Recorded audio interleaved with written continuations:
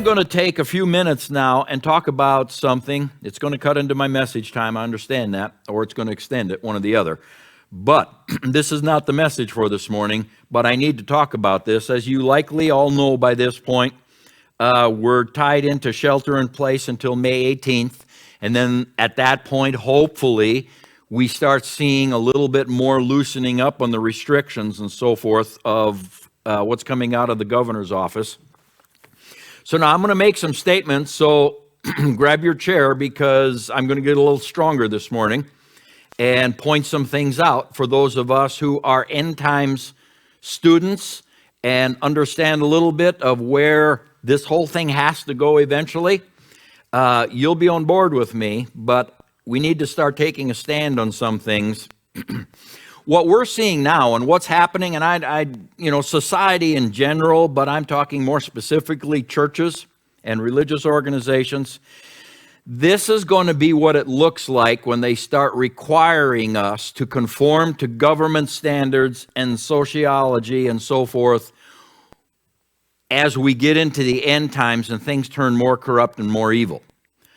The government is just going to step in and take our right away. They're not going to ask us. They're not going to want our opinion. They say they do, but they're not listening anyway. And I'll give you a reason why I believe that here in a second. They're just going to step in, take our rights away, shut things down according to what they see as best. That is coming. We know that's coming in the future of the church. The day will come. Now, I don't know if it's going to happen in my lifetime or not, but the day will come, this facility will probably become obsolete because they're going to require us to come under some government laws or mandates that we're going to refuse to do because they're going to be unscriptural. And at that point, we're going to have to push back and say no. Well, then big decisions are going to have to be made. Are we going to go on without our 501c3? See, at this point, it doesn't interfere. But the day's coming, it will. And at that point, we're going to either go on without it, and we're going to pay the property taxes, and we're going to, that whole thing. People aren't going to get deductions for their giving. All kinds of stuff will change. But more importantly, the same way they've limited gatherings now on the basis of, well, this is a health thing. There always can be something. Well, if you're not going to, you can be a church without your 501c3, but you still have to conform to the law of the state. Well, what if the law of the state is contrary to Scripture? Then the whole face of the church is going to change. Now, we know that's coming. It's just a matter of when. And my perspective has always been, let's not let it happen before it actually has to happen. Let's not go there. Once the judicial system becomes so corrupt that individual groups or individual voices are no longer heard, it's just their way, and no matter what you do, no matter what you say, it's going to be their way. Then the church or the person that's taking a stand against any social norms or any cultural norms, then they're going to be targeted. That's when the true church of Jesus Christ is going to become a target, and that's when true Christians are going to be targets in this land. Once that level of corruption sets in, that's why it's so necessary to have some form of righteous representation in our government. Or what's going to happen is we're going to go there before we should, before we need to. I know the tribulation, that end time thing, that's coming. But we don't need to go there early and get into all kinds of goofiness before the time. There was an article that I was planning to talk about this, and then this morning I checked my messages, and Nancy had sent me an article which Kevin made available. We put it into PDF version. It's available online. And here is an example exactly what I'm talking about. You have it available. You can go to where the messages are, and for today it'll talk about churches demand, or city demands churches to turn over names, addresses, and phone numbers.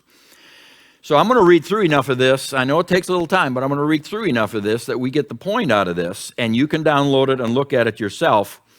Officials want information for surveillance of members, it says. Governors and mayors across the nation have claimed that their emergency powers allow them to ban large groups during the coronavirus pandemic. They don't want groups gathering in malls, movie theaters, or even churches, despite the constitutional protection of religious rights. Now one official is moving into extreme territory, demanding that churches provide him with the names, addresses, and telephone numbers of anyone who shows up to worship. The move by Quinton Lucas, the mayor of Kansas City, Missouri, has attracted the attention of the Liberty Counsel, which has been defending churches and the coronavirus lockdowns. Liberty Counsel founder Matt Staver noted Kansas City is requiring that churches submit a list of members and attendees along with their names, addresses, and telephone numbers to city officials for tracking and surveillance purposes. Here we go.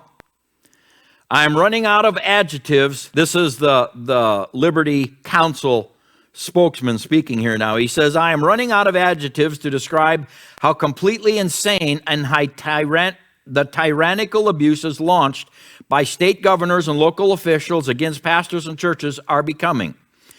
It is as if these leaders never bothered to so much as glance at the Constitution they swore to uphold and defend. They seem to be governing from some make-believe dystopian viewpoint. He said the order also applies to businesses, but that doesn't make it any more constitutional. The new order states that by recording names and contact information, the health department will be able to more quickly trace, test, and isolate individuals who may have been exposed to COVID-19.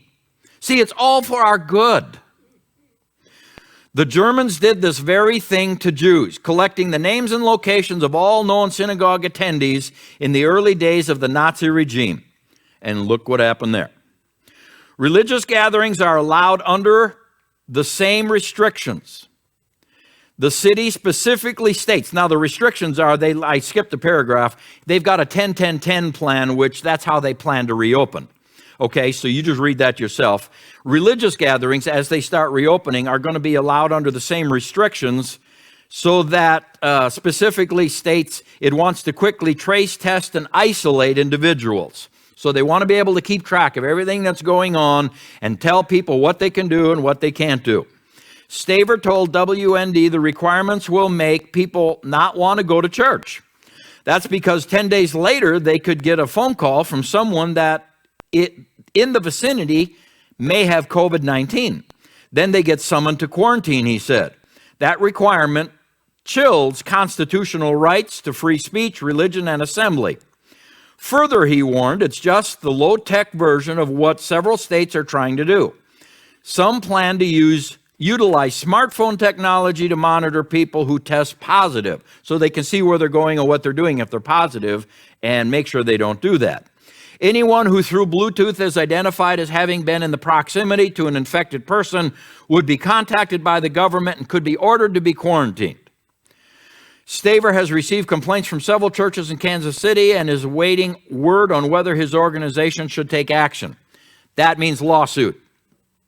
Never in our wildest dreams could we have imagined Nazi-like measures designed to survey, track, and spy upon what once was free American people.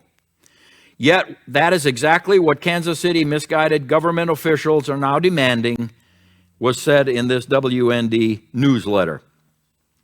All right? So let's go back and talk about this a little bit. Now, we as a church have agreed to comply to this. At this point, I don't think it's a hill to die for.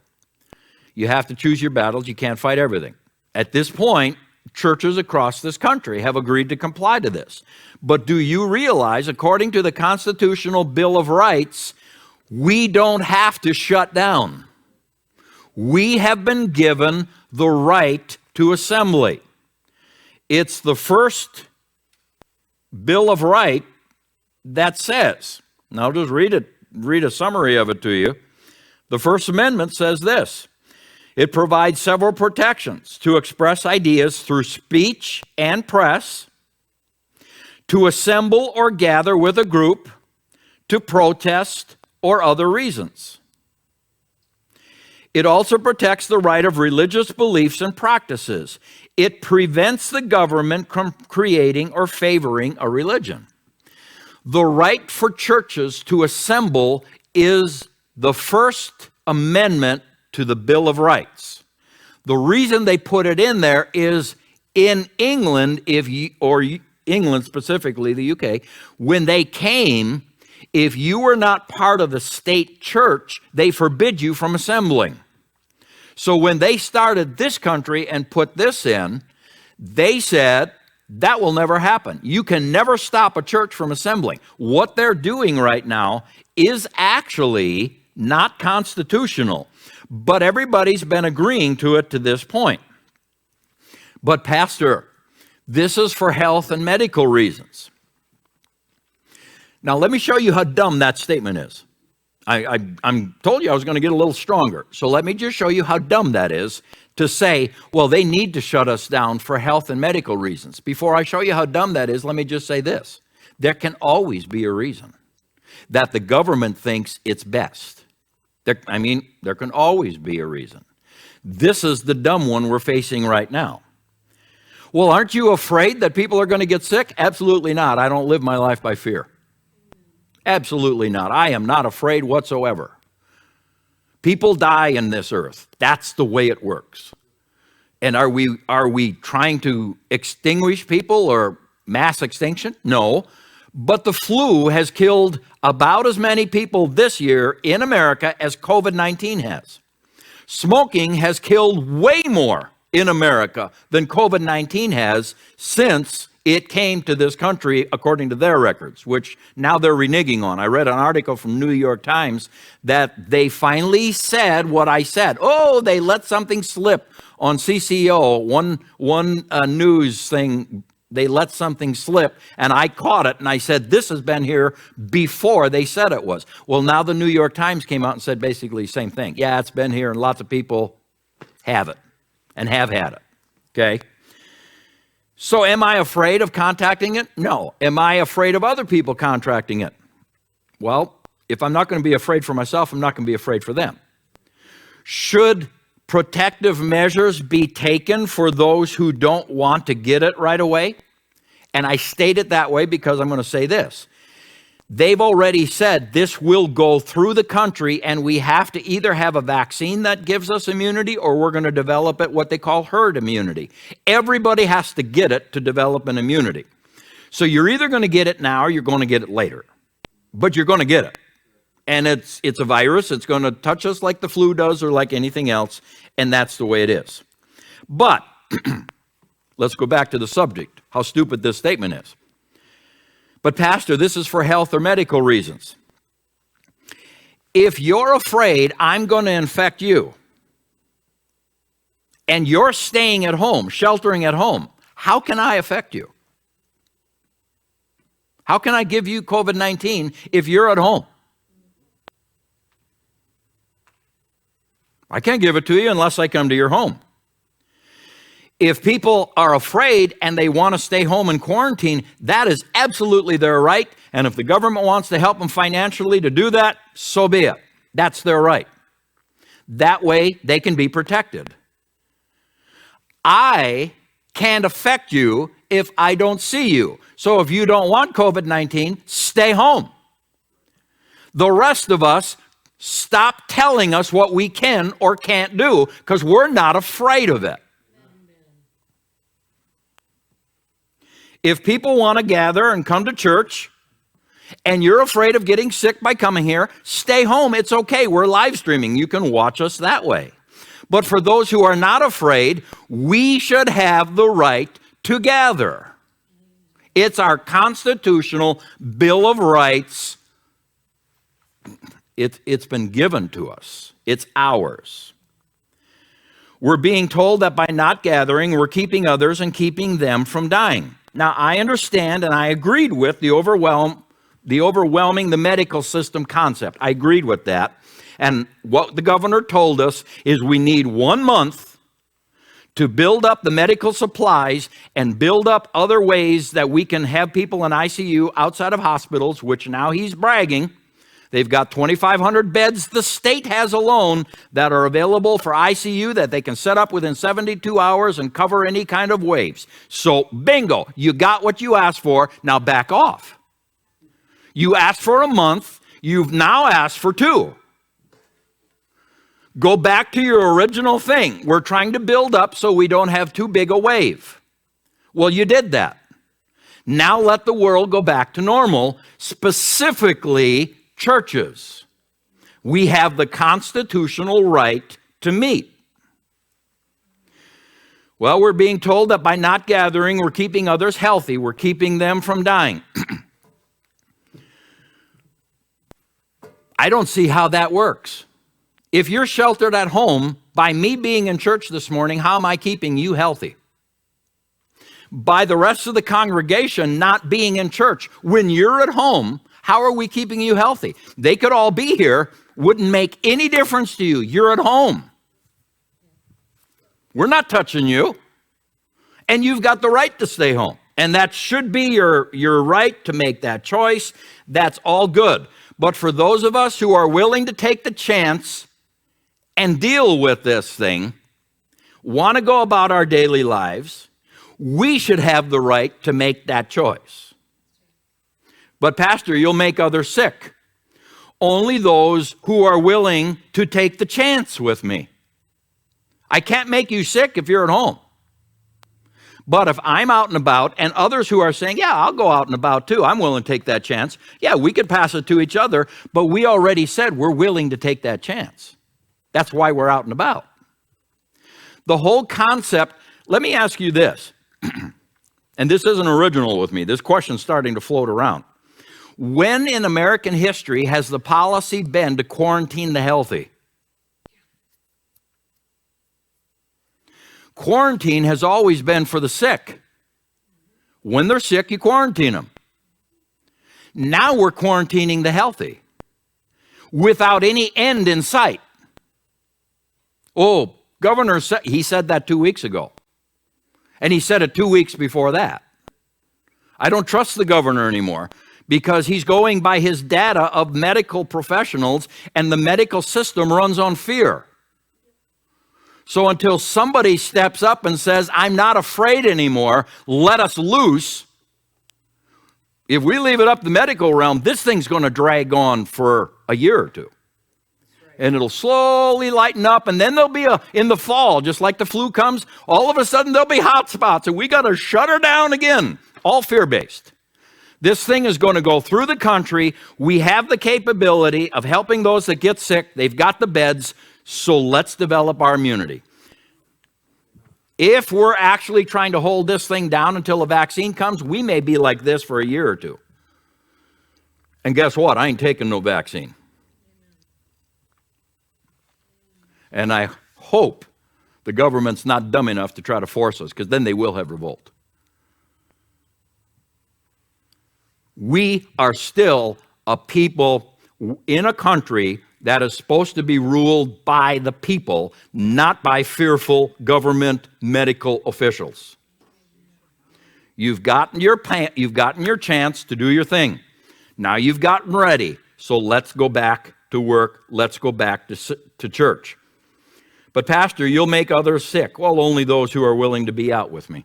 If you're not willing, stay home. I'm good with that. I have no problem with that. What I've got a problem with is don't tell me to stay home when I'm not sick. Don't quarantine the healthy, quarantine the sick or those who are afraid of getting sick.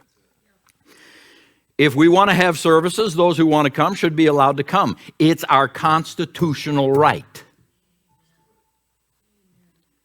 And if you don't want to come, we're not going to force you to. The same way as you shouldn't force us not to come. You've got your choice, we've got our choice. So here's the bottom line. This is either the same old scenario that we the people are too stupid to know what's best for us, so the government has to do it for us. It's either that same old scenario of, well, you're not medically smart enough, you don't have the training, we're the government, we have the facts, we have the figures, so we're too dumb to make a choice for ourselves. It's the same old thing that usually comes out there. They don't say it that way, but it's the same. You're too stupid to decide what's best for you, so we're going to make a law and decide it for you. It's either that, or this is plain flat out control grabbing. This is just control. They just plain want to control. because they're doing things now, they're prolonging, oh, it's for our best. Yeah, tracking us is for our best. Oh, yeah, we should be able to follow people with their phones on Bluetooth so that if they come near someone else they could infect, we can stop them and put them in jail because it's for our best. See where this is going?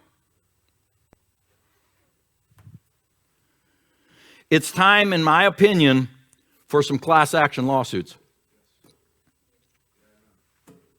It's time for the church to make some lawsuits against the state and against the federal government. You say, why? Because that's our legal system. That's how it works. That's how it functions. When things are going the wrong direction and we don't like it, we have the right to sue and get it in front of a court. And as long as you don't have a corrupt judge or system, hopefully the Constitution, which was supposed to be more righteous, hopefully that rises to the surface and righteous decrees are given. That's what the system is for. That's what suing is for. And let me add one more thought here. For some odd reason, Christians have been taught to believe they cannot sue. You cannot sue anybody. Okay, so let's talk about 1 Corinthians. I believe it's in chapter 6 or 7 where it says you shouldn't go to law with each other in front of unbelievers. Well, number one, when you're suing the state or the government, you're not suing another church person. That's not the point. Paul's point was you're not supposed to sue each other. You're supposed to settle these things in the church and then go from there. So now let me make one additional thought to that many Christians are not aware of. I had one guy come to me, this was a while back already, he came to me and said, I've got a situation with property that someone else is trying to encroach on my property, and they're a Christian and I'm a Christian, and we're not finding peace. We're not getting on the same page. In fact, it had gotten so bad they kind of had some rough words with each other, and the guy who was doing the encroaching said, well, just sue me then. He said, what should I do? Scripture says I can't sue. I said, no, Scripture doesn't say that. Here's the difference between 1 Corinthians and what that said there and what's going on now. In Israel's time, back when Jesus was on earth, when these disciples were alive in that period of time, in both Israel and then in the church that followed, certain historians make the point that, remember, the Roman government did its own thing and the Israeli government did its own thing. The Sanhedrin, they did their own thing. And as long as the Israeli government did not make a law that contradicted Roman law, they basically let them alone. That's why when Jesus, they were trying to get the Roman government to crucify him, they kept batting him back and forth because settle this yourself. This is not our issue. This is a religious issue. Settle it yourself. That's because back in those days, the Roman government did not oversee all the stuff that the Jews were doing, Israelites were doing, and the same splashed over to the church. In fact, if it did not contradict the Roman government would uphold the Sanhedrin's ruling. If the Sanhedrin said, so-and-so did this, we took them through our court system, and we decided this, as long as that decision didn't contradict Roman government, the Roman government said, fine, we will make that legal then according to your decision. And they kept their courts clean that way, and they just let the Jews do their own thing, and the church was somewhat the same way.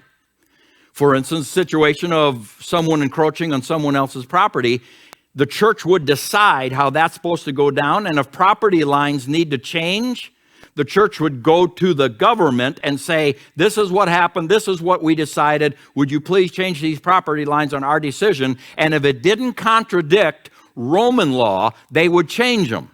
They would uphold the church authority. That is no longer the case. The church can decide something and say, this is what needs to be done. Go to the county, go to the state, they'll laugh at us. We can't say, well, so-and-so was encroaching on someone else's property, so we're asking you to move that property line 5 feet. They'd say, you're nuts.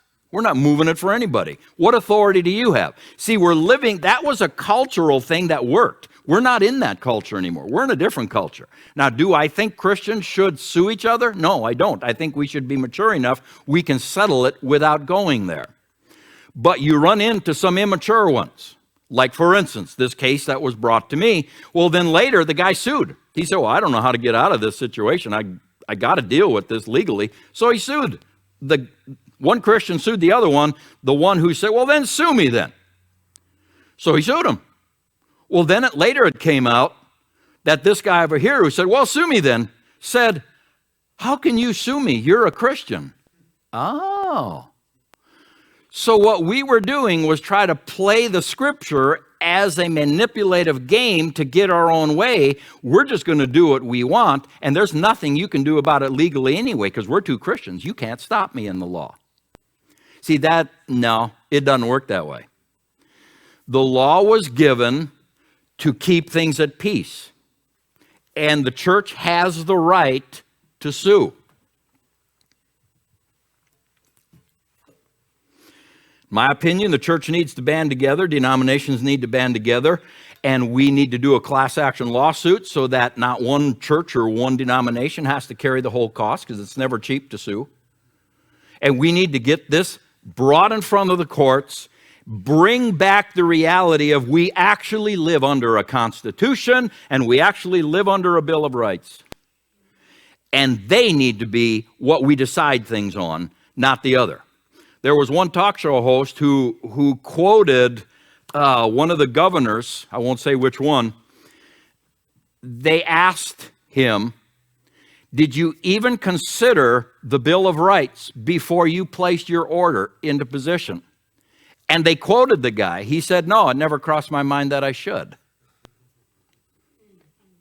So now we're becoming a country who no longer runs on the Constitution and Bill of Rights basis. We're running on the basis of what medical people say. That becomes law?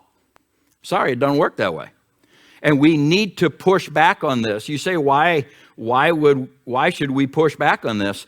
Because this is the beginning of more and more and more that's going to be pulled away if the church just lays down and goes, well, the government said. The government will run us out of business. Oh, there'll always be a church. It'll be the state church. It'll be the one that embraces what they want done, which can become very dangerous. So I personally would be willing to go to the board and throw some money at a class action lawsuit and join in and say, you know what, we need to sue the state and we need to sue the federal government with thousands of other churches. Amen. And push back and say, you know what, you're power grabbing now. You're reaching beyond your legal, lawful distance, and you're grabbing and doing things you shouldn't be doing, and they should have their hands slapped. Yeah. They need to be pushed back. Because if this doesn't get stopped, we're witnessing how this thing's going to gain momentum. This time it's COVID-19. Next time it could be the LGBTQ2. Next time it could be us refusing to marry same-sex people. It could be anything. This is just a thing. They don't have the right, is my point. And unless we enforce our rights, they're going to overgrab theirs. So I think we need to speak up now and set a precedent, or we're going to open gates for the future that we don't want open. And these are my personal views. And I have a right to have personal views because I'm still in America. You say, but you're using the church as a platform. The church has always been used as a platform when government comes against it. And you know what's kind of funny? Everybody cries separation of church and state. Separation, church and state. The church shouldn't be telling anything to the state. The church shouldn't be doing anything with public schools. The church should stay separate from anything that's public. Well, leave us separate then, and let us go to church. You want separation of church and state? Fine. Government, quit telling us to quit having services. You want your separation? You got it on one side, but then on the other side, oh no, we're going to control what you're doing. See, this is going to go someplace it shouldn't go, and as the church, we need to push back. And it's my personal views, and I got a feeling it's a lot of our views. You say, well, I don't know if we should go that far. Let me remind you, all it takes for evil to prevail is good men and women do nothing. That's all it takes. And evil will take over like a cancer. All it takes for weeds to take over your field is you quit working your field. All it takes for weeds to take over your garden is for someone not to work their garden. Society needs good men and women who are going to say, no, evil's not going to take over. Because we know where it's going. So, there's my first spiel. And I'm serious about this has gone on long enough. And I've already sent out messages to different ministers and saying, is there any denominations, is there any churches, is there anybody starting a class action suit here? I've heard talk of it, but I haven't heard whether it's actually happening. Of course, probably one of those things the news media is not going to tell us because they don't want that idea to catch on. But at the same token, I think it needs to catch on.